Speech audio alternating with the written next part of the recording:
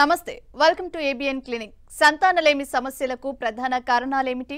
సంతానలేమి సమస్యలు ఎందుకు పెరిగిపోతున్నాయి? స్త్రీలు పురుషుల్లో ఫెర్టిలిటీ సమస్యలు ఉన్నప్పుడు ఏ పరీక్షలు అవసరం? సంతానలేమికి గల కారణాల గురించి తెలియజేయడానికి Oasis fertility doctor Radhika Potluri గారు మనతో పాటు ఉన్నారు. వారిని అడిగి మరిన్ని వివరాలు తెలుసుకుందాం. నమస్తే డాక్టర్. సో ఈ మధ్య కాలంలో సంతానలేమి సమస్య అన్నది చాలా తీవ్రమైపోయింది. సో మహిళల్లో ఎక్కువగా పీసీఓడి, పీసీఓఎస్ సమస్యలు కూడా వస్తూ ఉన్నాయి. సో ఇది సంతానలేమికి ఎంతవరకు కారణం అంటారు? అవునండి. ఇప్పుడు ఈ మధ్య కాలంలో చూసుకుంటే మన క్లినిక్ వచ్చే వాళ్ళకి కూడా చూస్తే ఆల్మోస్ట్ 80% ఆఫ్ దెమ్ వాళ్ళు పీసీఓడి ప్రాబ్లమ్ తో వస్తున్నారు. సో ఈ పీసీఓడి ప్రాబ్లమ్ అనేది రీసెంట్ ఇప్పుడు ఎందుకు ఎక్కువ అవుతుందంటే యూజువల్లీ లైఫ్ స్టైల్ చేంజెస్ వల్ల. అంటే చాలా మంది ఇదివరకు లాగా అంత యాక్టివ్ గా ఉండట్లేదు, అంతా సిట్టింగ్ జాబ్స్ అయిపోతున్నాయి, జంక్ ఫుడ్ ఎక్కువ తీసుకుంటున్నారు అండ్ వెయిట్ కూడా ఎక్కువ పుట్ ఆన్ అవుతున్నారు. సో ఇది చైల్డ్హుడ్ నుంచి వస్తుంది. సో చిన్నప్పటి నుంచే మనం మన కిడ్స్ ని కూడా పెంచుతున్నప్పుడు కూడా వాళ్ళకి బాగా యాక్టివిటీ ఎక్కువ అలవాటు చేయాలి. జంక్ ఫుడ్ అది అవాయిడ్ చేస్తే ఆ పీసీఓడి ఇన్సిడెన్స్ అనేది తగ్గుతుంది. సో ఈ పీసీఓడి ఈ అన్ని లైఫ్ స్టైల్ చేంజెస్ వల్ల ఇన్సిడెన్స్ ఎక్కువ అవుతుంది పీసీఓడి మధ్య కాలంలో. అండ్ ఆల్సో ఈ పీసీఓడి ఇన్సిడెన్స్ కూడా ఇన్ఫర్టిలిటీ ప్రాబ్లమ్ కూడా ఎక్కువ అవుతుంది. బికాస్ పీసీఓడి ఉండే వాళ్ళకి యూజువల్లీ ఇరెగ్యులర్ సైకిల్స్ కానీ, excess hair growth on the face కానీ, లేకపోతే ఓవులేషన్ ఎగ్ రిలీజ్ సరిగ్గా జరగకపోవడం, ఇట్లాంటి ఇష్యూస్ వస్తాయి. కాబట్టి ఫర్టిలిటీ ఇష్యూస్ అనేవి పీసీఓడి ఉన్న వాళ్ళకి కొంచెం ఎక్కువగా చూస్తాం. కొంతమందిలో థైరాయిడ్ అండ్ ఎక్కువగా హార్మోనల్ ఇంబ్యాలెన్స్ ఉండడం వల్ల కూడా పీసీఓడి, పీసీఓఎస్ సమస్యలు వస్తూ ఉంటాయి కదా. సో వాళ్ళు ఎట్లాంటి ట్రీట్మెంట్ తీసుకుంటే బాగుంటుందంటారు? అంటే యూజువల్లీ థైరాయిడ్ ఎక్కువ ఉన్నా కూడా ఇరెగ్యులర్ గా పీరియడ్స్ వస్తాయి, ఎగ్ రిలీజ్ అనేది సరిగ్గా జరగదు. సో ఆ థైరాయిడ్ ఇస్ వెరీ సింపుల్. మనం మెడికేషన్స్ ఇచ్చి ఆ థైరాయిడ్ కంట్రోల్ చేసుకోవచ్చు. ఎక్సర్సైజెస్ కూడా వాళ్ళకి మనకి సజెస్ట్ చేస్తాం. ఇట్లా పీసీఓడి ప్రాబ్లం ఉండే వాళ్ళకి ఫస్ట్ మనం చూసుకోవాల్సింది సరిగ్గా వాళ్ళకి ఎగ్ విడుదల జరుగుతుందా లేదా, నెల నెల ఎగ్ విడుదల జరుగుతుందా లేదా. అండ్ ఆల్సో వాళ్ళ వెయిట్ పీసీఓడి ఉండే వాళ్ళకి వెయిట్ కూడా ఎక్కువ ఉంటుంది. సో బిఎంఐ మనం మెయింటైన్ చేసుకోవాలి. At least 30 minutes of brisk walking exercise అవి వాళ్ళకి ఎక్స్ప్లెయిన్ చేసి వెయిట్ తగ్గితే వాళ్ళు యూజువలీ వెయిట్ ఎక్కువగా ఉండడం వల్ల ఏమవుతుందంటే మేల్ హార్మోన్ ప్రొడ్యూస్ చేసే హార్మోన్స్ కూడా ఎక్కువగా రిలీజ్ జరుగుతాయి. అండ్ ఆల్సో ఆ ఓవరీ పీసీఓడిలో ఉండే వాళ్ళకి ఓవరీలో సిస్ట్లు ఎక్కువ ఉండి వాళ్ళకి ఆ మేల్ ప్యాటర్న్ హెయిర్ గ్రోత్ ఉంటుంది, ఆ మేల్ హార్మోన్ ఎక్కువ రిలీజ్ అవుతుంది. సో దీని వల్ల కూడా ఇరెగ్యులర్ సైకిల్స్ వస్తాయి కాబట్టి ఫస్ట్ మనకి వెయిట్ రెడ్యూస్ అవ్వమని చెప్పాలి. అండ్ పీసీఓడి సంబంధించిన మెడికేషన్స్ వాళ్ళకి ఇచ్చి ఎగ్ రిలీజ్ అనేది నెలలా సరిగ్గా జరుగుతుంది లేదా మనం చూసుకోవాలి. పీసీఓడి, పీసీఓఎస్ ఉన్న వాళ్ళకి సంతానలేమి కోసం వాళ్ళు అంటే సంతానం కోసం ప్రయత్నిస్తున్న తరుణంలో వాళ్ళకి ఎట్లాంటి ట్రీట్మెంట్ మీరు సజెస్ట్ చేస్తారు? ఇనిషియల్ గా అంటే యాక్చువల్లీ పీసీఓ వాళ్ళు చాలా మంది టెన్షన్ పడి మన దగ్గరికి వస్తూ ఉంటారు. నేచురల్ గా ప్రెగ్నెన్సీ నాకు రాదేమో మేడం, నాకు పీసీఓ ఉంది, మీరు వెంటనే దాని ట్రీట్మెంట్ స్టార్ట్ చేయండి. సో వీళ్ళందరికీ మనం ఫస్ట్ చెప్పాల్సింది ఏంటంటే ముందు వాళ్ళు లైఫ్ స్టైల్ చేంజెస్ చేసుకోవాలి, బరువు తగ్గాలి. సో ఇలా చేంజెస్ చేయడం వల్ల నేచురల్ గా వాళ్ళకి ఎగ్ రిలీజ్ జరుగుతుంది. ఒకవేళ ఫస్ట్ మనం పుట్టి స్కాన్ చేసుకొని 14వ రోజు 15వ రోజు స్కాన్ చేసుకొని నేచురల్ గా ఎగ్ విడుదల జరుగుతుంది కదా మనం చూసుకోగలుగుతాం. ఒకవేళ వాళ్ళకి నేచురల్ గా ఎగ్ విడుదల జరగట్లేదు లేదా ఎగ్ పెరగట్లేదు అనుకునే వాళ్ళకి ఓవులేషన్ ఇండక్షన్ అంటే ఒక 7 రోజుల వరకు ఓవులేషన్ ఇండక్షన్ మెడికేషన్స్ ఇచ్చి ఎగ్ పెరిగి ఎగ్ రిలీజ్ అయ్యేలాగా మనం చేస్తాం. సో వన్స్ ఎగ్ రిలీజ్ అయినప్పుడు మనకి స్కాన్ లో చూసి చెప్తాం వాళ్ళకి ఇలా ఈ రోజు మీకు ఎగ్ రిలీజ్ అయింది, సో ఈ రోజు మీరు కలిసి ఉండండి. సో ఆ విధంగా నేచురల్ గా కూడా వాళ్ళు ట్రై చేయొచ్చు. ఒకవేళ ఇట్లా నేచురల్ గా అవ్వకపోతే నెక్స్ట్ స్టెప్ అంటే ఐయుఐఎస్ కి మనం ప్లాన్ చేసుకోవాలి. డాక్టర్ గారు, అలాగే కొంతమంది మహిళల్లో ఎగ్స్ అనేవి కూడా క్వాంటిటీ చాలా తక్కువగా ఉంటుంది. సో వాళ్ళకు ఎట్లాంటి ట్రీట్మెంట్స్ సజెస్ట్ చేస్తారు? ఇప్పుడు ఎగ్స్ క్వాలిటీ అంటే మనకి ఎగ్స్ క్వాలిటీ అనేది మనకి స్కాన్ లో గానీ మన బ్లడ్ టెస్ట్ లో గానీ క్వాలిటీ ఎలా ఉంటుందో తెలియదు. మనకి స్కాన్ లో చూసేది బ్లడ్ టెస్ట్ లో మనకి తెలుసుకోగలిగేది ఏంటంటే ఎగ్ క్వాంటిటీ. అంటే స్కాన్ లో ఎన్ని ఎగ్స్ ఉన్నాయో ఓవరీలో మనం స్కాన్ చేసుకుని తెలుసుకోవచ్చు. అండ్ ఆల్సో డే 2 హార్మోన్స్ అని చేస్తాం, that is FSH, LH and E2 and also AMH hormone. ఈ బ్లడ్ టెస్ట్ ద్వారా మనకి ఎన్ని నెంబర్ ఆఫ్ ఎగ్స్ ఉన్నాయో మనం చూసుకోగలుగుతాం. సో క్వాలిటీ అనేది మనం చూడలేం కాబట్టి we suggest them to take good lifestyle suggestion చెప్తాము. గుడ్ డైట్, మంచి డైట్ రికమెండ్ చేసి యాంటీ ఆక్సిడెంట్స్ అండ్ వైటమిన్స్ మనం సజెస్ట్ చేస్తాం క్వాలిటీ ఇంప్రూవ్ చేసుకోవడానికి. సో ఎగ్ క్వాలిటీ ఎలా ఉందో మనకు తెలియాలి అంటే మటుకు ఎగ్ రిట్రీవ్ చేసి బయట మనం మైక్రోస్కోప్ లో చూడాలి. కాబట్టి అది ఐవోఎఫ్ పద్ధతి ద్వారానే తెలుస్తుంది. ఎవరైనా నేచురల్ గా ప్రెగ్నెన్సీ ప్లాన్ చేసుకుంటున్నా లేదా ఎనీ ఫర్టిలిటీ ట్రీట్మెంట్స్ వెళ్తున్నా హెల్దీ డైట్ తీసుకోమని చెప్తాం. Vitamin C and vitamin D rich diet common గా సజెస్ట్ చేస్తాం. ఎస్ డాక్టర్ గారు, అలాగే ఐవీఎఫ్ ట్రీట్మెంట్ అనేది ఎట్లాంటి సిచ్యువేషన్లో ఉన్న దంపతులకు సజెస్ట్ చేస్తారు? ఐవీఎఫ్ బేబీస్ హెల్దీగా ఉంటారా లేదా అనే ఒక అపోహ కూడా ఉంది. సో ఏంటి దీనికి సంబంధించి ఏం చెప్తారు? ఇప్పుడు ఐవీఎఫ్ అంటే it is a last resort. ఇప్పుడు ఇనిషియల్ ట్రీట్మెంట్స్ అన్ని వాళ్ళు ప్రెగ్నెన్సీ కలగకపోతే అప్పుడు మనం ఐవీఎఫ్ సజెస్ట్ చేస్తాం. సో అందరికీ ఐవీఎఫ్ అవసరం పడదు. ఐవీఎఫ్ ఫస్ట్ ఎవరికి సజెస్ట్ చేస్తామంటే మల్టిపుల్ గా ఈ ఐయుఐ సైకిల్స్ అన్ని ఫెయిల్ అంటే almost 4 to 6 cycles of IUI fail అయింది, వాళ్ళకి ఐయుఐ పద్ధతి ద్వారా ప్రెగ్నెన్సీ కలగట్లేదు, లేదా ఎగ్ రిజర్వ్ అనేది చాలా తక్కువగా ఉంది, లేదా sperm count husband sperm count చాలా తక్కువగా ఉంది, less than 5 millions per ml less than 10 millions per ml, అయితే కొంతమందికి జీరో కౌంట్ ఎజోస్పర్మియాతో కూడా వస్తారు. సో ఇలాంటి వాళ్ళందరికీ మనం ఐవీఎఫ్ సజెస్ట్ చేస్తాం. ఇంకొకటి ఏంటంటే ఏజ్ ఫ్యాక్టర్ చాలా ఇంపార్టెంట్ అండి. Anybody who's more than 37 years or more than 40 years age advance గా ఉండే వాళ్ళకి కూడా ఫస్ట్ మనం ఐవీఎఫ్ సజెస్ట్ చేస్తాం. ఎస్ డాక్టర్ గారు, ఐవీఎఫ్లో 100% సక్సెస్ రేట్ అనేది కూడా లేదు. సో ఇది వైఫల్యం కావడానికి కారణం ఏంటంటారు? అవునండి, ఇప్పుడు చాలా మంది ఐవీఎఫ్ ట్రీట్మెంట్ కి వస్తున్నప్పుడు చాలా ఎక్స్పెక్టేషన్స్ తో వస్తారు. ఫస్ట్ టైమే 100% సక్సెస్ అయిపోతుంది డాక్టర్ అని చాలా మంది అడుగుతారు. బికాస్ వీళ్ళందరికీ మనం ఆల్మోస్ట్ 60% వరకు సక్సెస్ రేట్స్ అనేది ఎక్స్పెక్ట్ చేయొచ్చు అని చెప్తాం. సో మిగతా 40% ఎందుకు సక్సెస్ అవ్వదు అనేది అందరికీ అర్థం అవ్వాలి. మెయిన్ థింగ్ ఇక్కడ ఏంటంటే మనకి ఐవీఎఫ్ లో ఎగ్ బయటికి రిట్రీవ్ చేసి స్పర్మ్ తో కలిపి ఎంబ్రియో తయారు చేసి ఎంబ్రియోని యూట్రస్ గర్భసంచి లోపలికి మనం ట్రాన్స్ఫర్ చేస్తాం. సో వన్స్ మనం ఎంబ్రియోని గర్భసంచి లోపలికి ట్రాన్స్ఫర్ చేసిన తర్వాత ఆ ఎంబ్రియో వెళ్ళి ఇంప్లాంటేషన్ అంటే వెళ్ళి అతుక్కోవాలి ఆ గర్భసంచి పొరకి. సో అతుక్కునడం అనేది మనకి we cannot see in the scans or even in the any of the blood test. So ఆ ఇంప్లాంటేషన్ జరుగుతున్నదని మనం ఐడెంటిఫై చేయలేము. ఇంకొకటి ఏంటంటే క్రోమోజోమల్ ప్రాబ్లం, కొంతమందికి ఏదైనా జీన్ ప్రాబ్లమ్స్ ఉన్నా క్రోమోజోమల్ ఇష్యూస్ ఉన్నా కూడా ఈ ఐవీఎఫ్ ఫెయిలియర్ అనేది జరుగుతుంది. ఇంకోటి ఏంటంటే ఎండోమెట్రియల్ రిసెప్టివిటీ. ఇప్పుడు ఆ యూట్రస్ మనం ఎంబ్రియోని గర్భసంచి లోపల పెట్టాక ఆ యూట్రస్ కి ఆ ఎంబ్రియోని రిసీవ్ చేసుకునే శక్తి ఉంది, రిసెప్టివిటీ. సో ఈ రిసెప్టివిటీ ప్రాబ్లం ఉండే వాళ్ళకి కూడా ఐవీఎఫ్ ఫెయిల్ అయ్యే అవకాశాలు ఉంటాయి.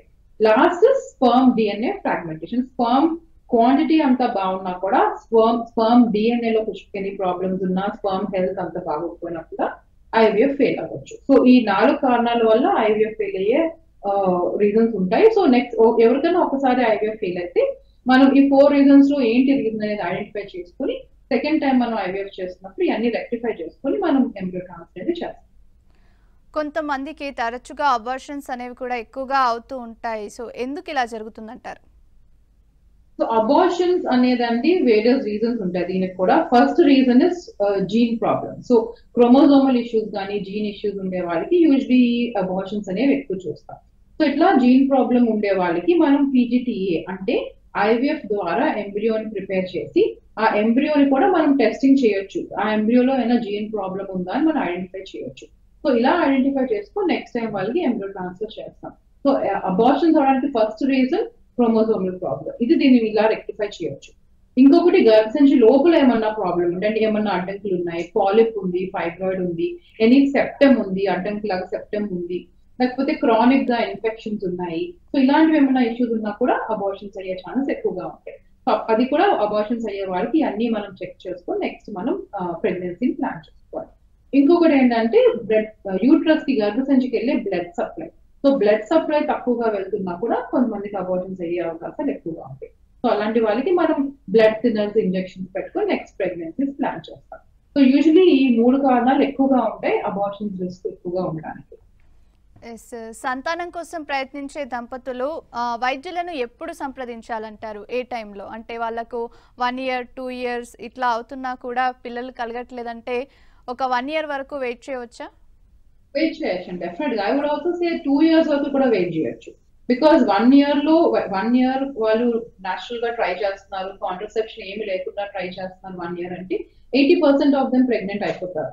2 years లో 90% ఆఫ్ దెమ్ ప్రెగ్నెంట్ అవుతారు. సో 2 years లో కూడా ఒకవేళ ఇంకా అవ్వట్లేదు అంటే యూజువలీ ఈ 1-2 years ఎవరిని వెయిట్ చేయమంటాం? అంతా నార్మల్ గా ఉండేవాళ్ళకి. సో పీరియడ్స్ అంతా రెగ్యులర్ గా ఉన్నాయి, హస్బెండ్ కి ఏమీ ప్రాబ్లం లేదు, ముందు పెల్విస్ లో గర్భసంచి దగ్గర కానీ ట్యూబ్ దగ్గర కానీ సర్జరీ లాంటి హిస్టరీ ఏమీ లేదు, ట్యూబర్కులోసిస్ టీబీ లాంటి హిస్టరీ ఏమీ లేదు, ఇలాంటివన్నీ లేకుండా ఉండేవాళ్ళు 1 year to 2 years వరకు ట్రై చేయొచ్చు. అంటే వీళ్ళందరూ ఏజ్ 35 years లోపల ఉండేవాళ్ళు. ఇన్ కేస్ ఏజ్ 35 37 years దాటి ఉండేవాళ్ళు మటుకు 6 months to 1 year వరకు ట్రై చేసి కలగకపోతే అప్పుడు ఫర్టిలిటీ స్పెషలిస్ట్ ని వెళ్ళి కలవాలి.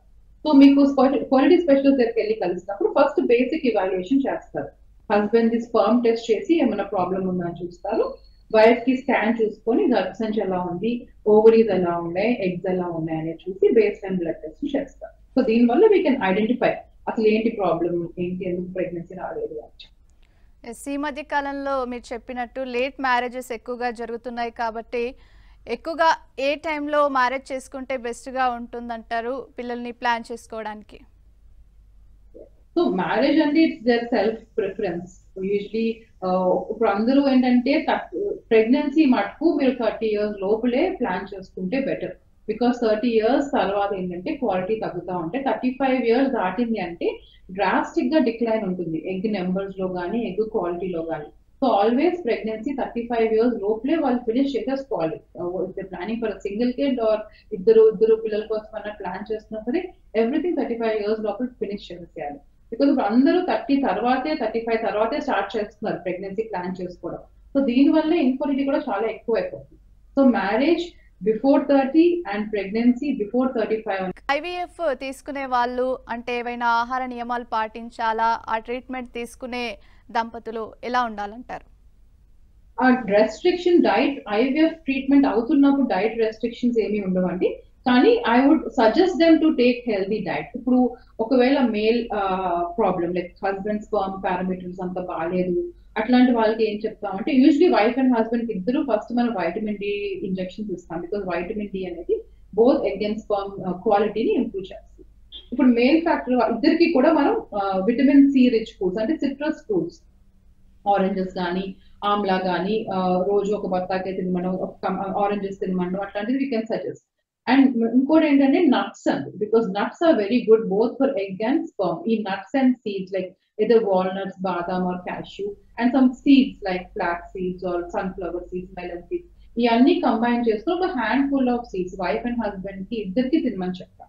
సో దీంతో ఏంటంటే వాళ్ళకి క్వాలిటీ న్యాచురల్ గా ఇంప్రూవ్ అవుతాయి. So 1 month or 2 months prior వాళ్ళ ఫర్టిలిటీ ట్రీట్మెంట్స్ కానీ ఐవీఎఫ్ కానీ ప్లాన్ చేసుకున్నప్పుడు బాగా నట్స్ ఇంక్లూడ్ చేయమని చెప్తాం. కలర్డ్ వెజిటబుల్స్, అన్ని రకరకాల vegetables, leafy vegetables, coloured vegetables, citrus fruits ఇవన్నీ మనం ఇంక్లూడ్ చేయమని చెప్తాం. సో రెస్ట్రిక్షన్స్ అయితే ఏముండు. And also they can take, ఇప్పుడు నాన్ వెజ్ తినొచ్చు అని డౌట్ చాలా మంది ఉంటుంది వాళ్ళకి కూడా. వాళ్ళు రోజు ఎగ్ తినొచ్చు, lean meet like fish and chicken కూడా తినొచ్చు. సో ఎంత డైట్ వాళ్ళు 1 month 2 months వాళ్ళ డైట్ లో ఇంక్లూడ్ చేసుకుంటే డెఫినెట్ గా న్యాచురల్ గా ప్రెగ్నెన్సీ వచ్చే అవకాశాలు ఎక్కువ ఉంటాయి. అండ్ ఆల్సో క్వాలిటీస్ కూడా ఇంప్రూవ్ అవుతాయి.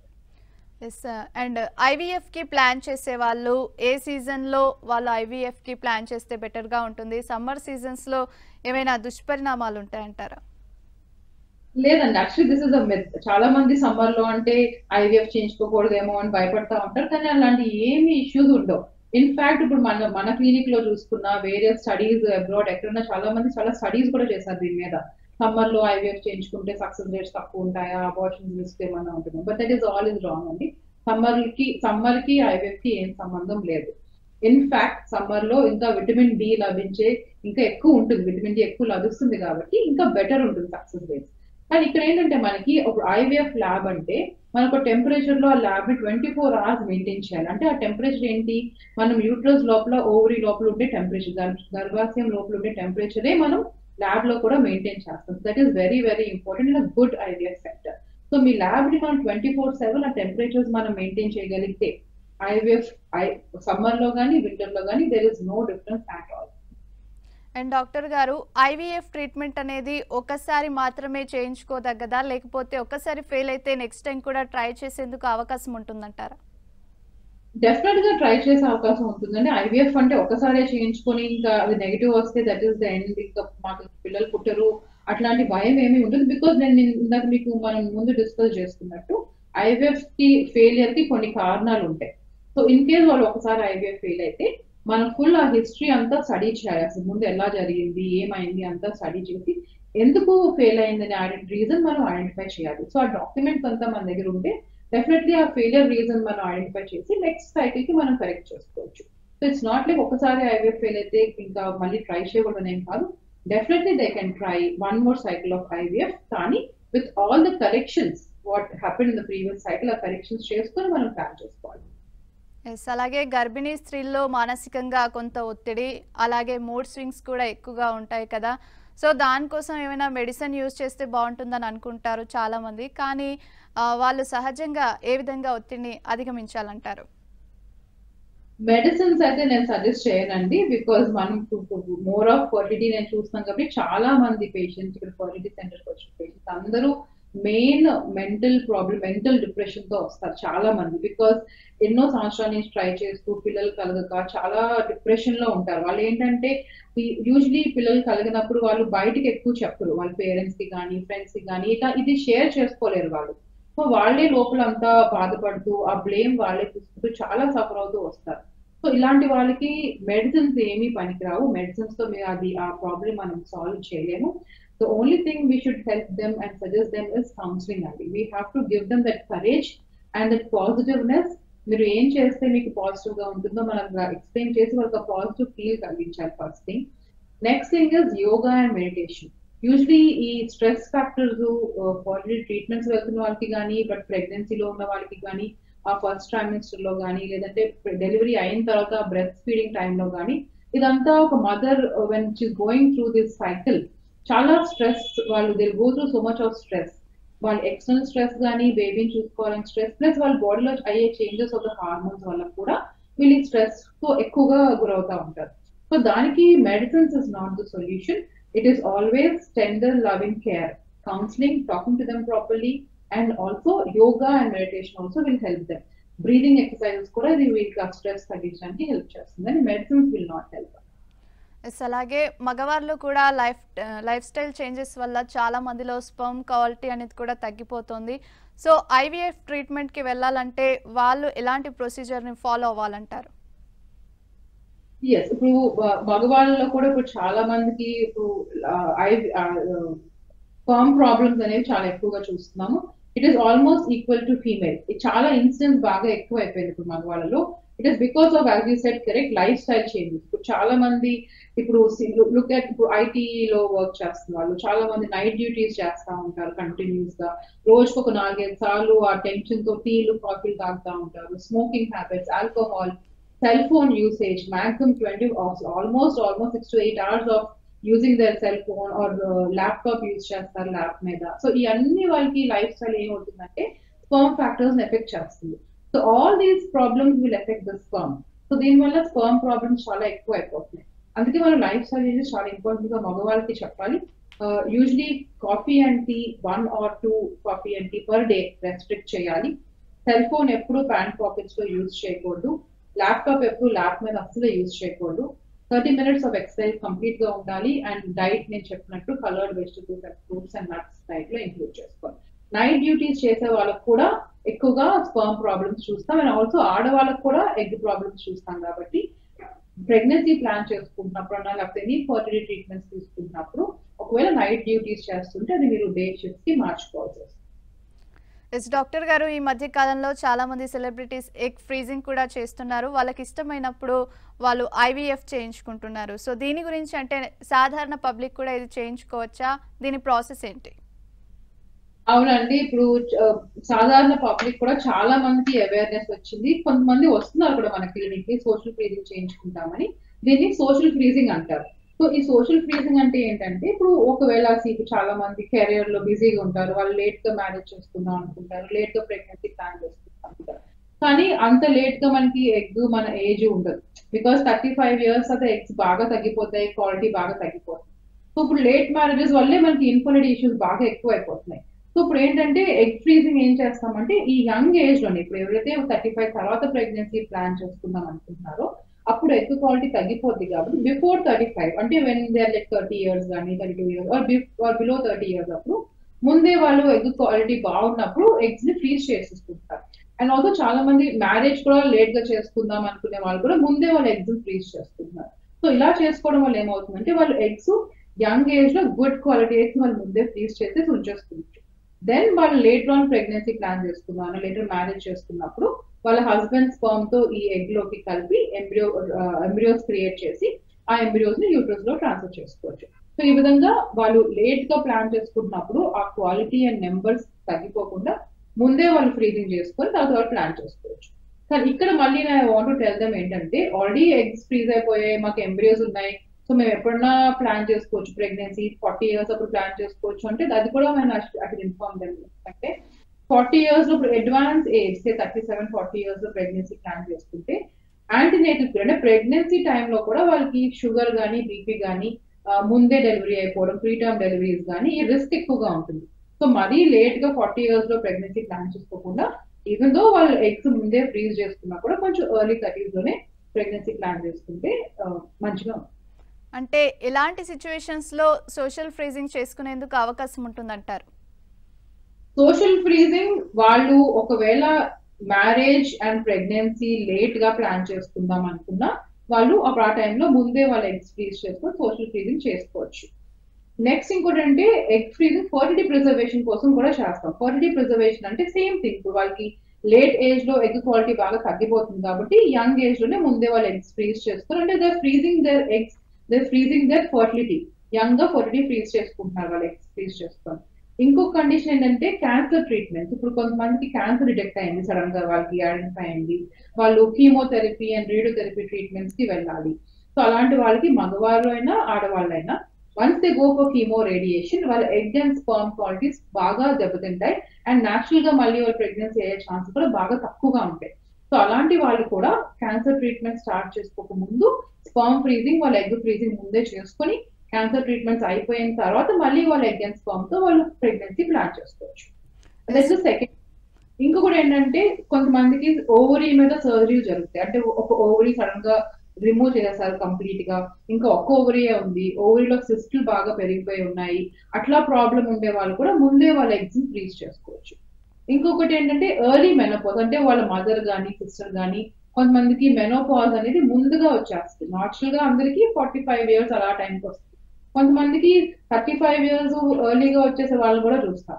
సో అట్లా హిస్టరీ ఉండే వాళ్ళు కూడా ముందే వాళ్ళ ఎగ్స్ ఫ్రీజ్ చేసుకుంటే తర్వాత వాళ్ళ ప్రెగ్నెన్సీ ప్లాన్ చేస్తారు.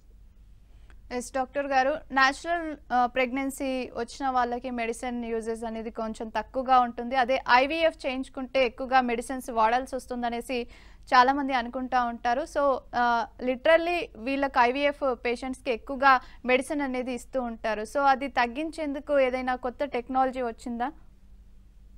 ఇప్పుడు మెడిసిన్స్ అండి అంటే ఇప్పుడు న్యాచురల్ గా ఏంటంటే వాళ్ళకి న్యాచురల్ గా ఎవ్రీ మంత్ ఒక ఎగ్ అనేది రిలీజ్ అవుతుంది కాబట్టి వాళ్ళకి ఏం ప్రాబ్లం ఉండదు. సో ఐవీఎఫ్ వచ్చిన వాళ్ళకి ఏంటంటే యూజువలీ చాలా ఫెయిలియర్స్ తో వస్తారు, ఐయుఐస్ అన్ని ఫెయిల్ అవుతాయి, చాలా ఇయర్స్ నుంచి వాళ్ళకి ప్రెగ్నెన్సీ కలగకుండా వస్తారు. సో ఐవీఎఫ్ లో మనం ఏం చేస్తాం, ఆ నెలలో ఆ ఓవరీలో మనకి ఎన్ని ఎగ్స్ చూస్తున్నామో అన్ని ఎగ్స్ మనం పెంచుతాం. సో అన్ని ఎగ్స్ మనం ఒక నెలలో పెంచాలి అంటే డెఫినెట్ గా వాళ్ళకి ఇంజెక్షన్స్ ఇవ్వాలి. సో ఇంజెక్షన్స్ అనేవి డైలీ ఇంజెక్షన్స్ ఇచ్చి మనం ఎగ్స్ పెంచుతాం. So IVF stimulation conventional stimulation అట్లా ఉంటుంది. సో ఇప్పుడు రీసెంట్ గా వీవ్ స్టార్టెడ్ ఐవీఎం అంటే, ఐవీఎం అంటే ఇన్ విట్రో మెచ్యురేషన్. ఇప్పుడు నాచురల్ గా ఏం జరుగుతుంది, ఐవీఎఫ్ లో ఏం జరుగుతుంది, ఒక ఎగ్ 5 mm సైజ్ నుంచి 18 mm సైజ్ వరకు మనం ఓవరీలోనే పెంచి దాని తర్వాత బయటకు తీస్తాం మెచ్యూర్ ఎగ్ ని. ఈ ఐవీఎం లో ఏంటంటే ఇలాంటి ఇంజెక్షన్స్ ఏమీ ఇవ్వకుండా జస్ట్ ఒక 2 days or 3 days of injections ఇస్తే ఆ ఎగ్ సైజు ఒక 11 to 12 mm సైజ్ వరకు ఉన్నా సరిపోతుంది, మనకి 18 mm వరకు రావస్తుంది. సో ఆ ఇమ్మెచ్యూర్ ఎగ్ నే మనం బయటకు తీసి బయటే మనం మెచ్యూర్ చేస్తాం. సో ఐవీఎఫ్ లో మన ఓవరీ లోపలే ఎగ్ మెచ్యూర్ అవుతుంది, కానీ ఈ ఐవీఎం అనే కొత్త పద్ధతిలో ఈ ఎగ్ కూడా బయటే మెచ్యూర్ అవుతుంది. సో ఓన్లీ 3 రోజులు ఇంజెక్షన్ సరిపోతాయి వీటికి. ఎగ్ మనం బయట మెచ్యూర్ చేసి బయటే ఇక్సీ చేస్తాం, మెచ్యూర్ అయిన తర్వాత ఫామ్ ని ఇంజెక్ట్ చేసి ఐవీఎఫ్ ఇక్సీ పద్ధతి ద్వారా మనం చేస్తాం. సో దీన్ని ఐవీఎం అంటారు, in vitro maturation. This is a recent advance technique.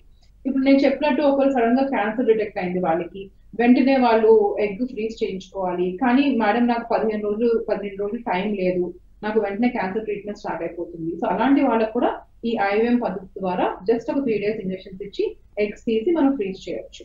ఇంకొకటి ఏంటంటే కొంతమందికి ఐవీఎఫ్ పద్ధతి ద్వారా కొంచెం కాంప్లికేషన్స్ వస్తాయి, అంటే ఓవేరియన్ హైపర్ స్టిమ్యులేషన్ అంటారు, అంటే పీసీఓడి ఉండే వాళ్ళకి ఇంజెక్షన్స్ ఎక్కువ వాళ్ళు టాలరేట్ చేయలేరు.